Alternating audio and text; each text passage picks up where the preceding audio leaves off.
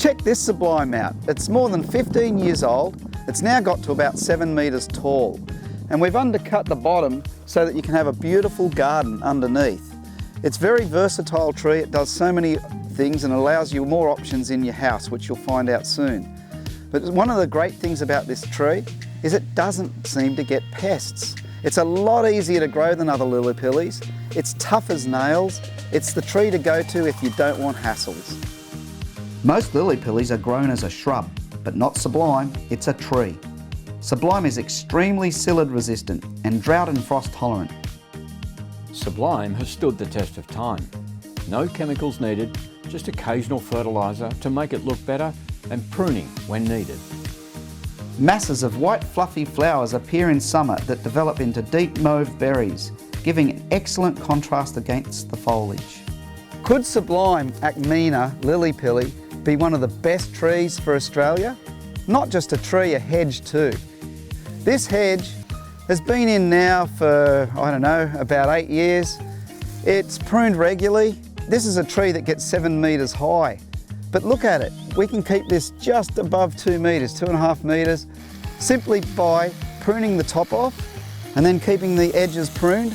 We do this a couple of times a year and it's such a reliable hedge. There's no chances of dropouts, or very few chances of dropouts, let me say, because it is super reliable. It doesn't seem to get psyllids, it doesn't get other bugs that are causing major problems for lily pillies at the moment. So if you really need to screen out your neighbours, or just have a beautiful hedge from about 2 metres high or more, or to grow as a street tree, or a shade tree where you take the bottom branches off so you can walk under it, or you can have a 7 metre tall tree that grows all the way to the ground, up to 7 metres. It gets beautiful lime new growth. What more do you want out of an Aussie tree? Caring for Sublime Acmena is so easy. This lily pilly doesn't need a lot of the other chemicals that other ones need. It doesn't get psyllid. It doesn't have the other beetle pests that come in and bother them. You don't need Confidor. You don't need white owl. You don't need neem, you don't need pyrethrum. You don't need anything for this thing. It's so easy to look after. All you need to do is prune it a couple of times a year if you want a hedge. If you want a tree from all the way to the ground up to the top, then you do nothing.